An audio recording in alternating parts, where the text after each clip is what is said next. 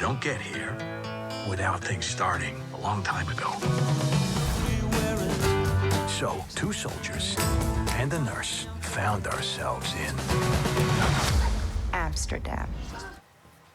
That is the title of a new film by David O. Russell, set in the 30s, about a trio of friends caught up in accusations of murder. It's in theaters today, and let us bring in Jackson Weaver, who's in taking over. Not taking over, in for Eli this week, if I can put it that way. It's always great to see you, Jackson, in all of this. I've been looking forward to hearing your thoughts on this, because it seems like every actor working today is in this film. It's got a huge cast. Oh my goodness, absolutely. An ensemble movie. It's something that we see a lot in Hollywood now, and this is no different in this movie, Amsterdam. I mean, of course, first leading this production is Christian Bale. He is the star of this, playing a soldier, and you can see him here on the left. There's Margot Robbie as well, John David Washington over there. Outside of that, we have other characters. There's Rami Malek plays a part in this. You can see him there on the left. There's Anya Taylor-Joy in the middle, Margot Robbie there again. And there's more after that. We get Michael Shannon in this. We get Mike Myers doing his best and most iconic British accent that we see so often. We see them on the left there. Then there's Chris Rock here. And then we also get Robert De Niro, huge star power. Outside of that, we get Zoe Saldana, we get Timothy Olyphant, we get Ed Begley Jr. Oh my goodness, this movie is kind of a screwball drama / comedy, but every minor role, every twist that we see, we get a new star. I mean, we get Taylor Swift in this.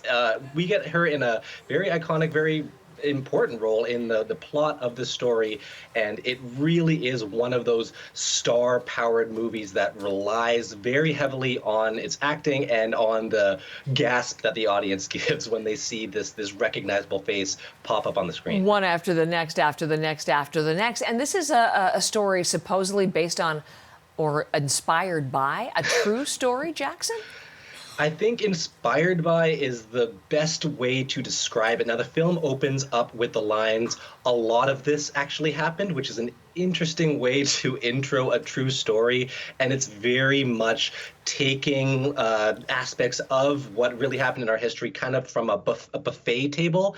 Now, I would say the main inspired by true events aspect of this is the story of the American general Smedley Butler. In 1933, he was involved in what's called the business plot. You can see him on the left there. Now, as I said, this really did happen. He testified before Congress saying that a group of American businessmen approached him and tried to enlist his help in recruiting army vets to try and instigate a coup against the American government, overthrow it, install a fascist dictator. Now, he was smeared, vilified, he wasn't believed until recent decades. A lot of evidence has come out proving that this really did happen, even though none of those American businessmen were ever prosecuted for this crime.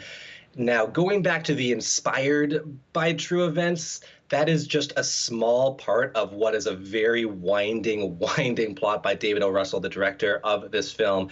Now, it follows, as I said, Christian Bale, who was a soldier in the First World War. He is injured, leaves, moves to Amsterdam with John David Russell, a lawyer, Margot Robbie, an ex-nurse who's a little bit, I'll say, zany.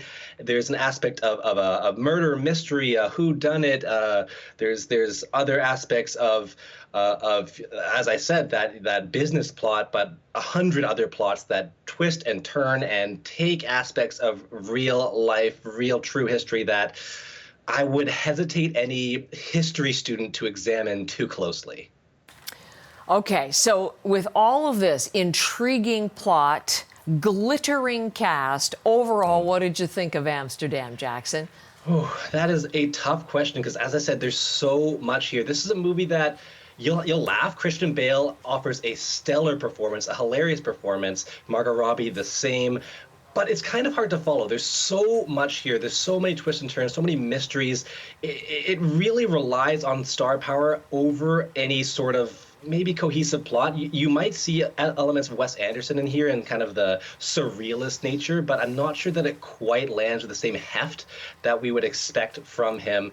I might give it as I of course have to give it a star rating, I might give it a 2.5 out of 5 stars. Now, it is not a bad film, but I was left scratching my head a bit, impressed by the acting, but still having a hard time really buying into a confusing plot, let's say. It's not bad. That's right down the middle, Jackson. That's okay. Pros and cons.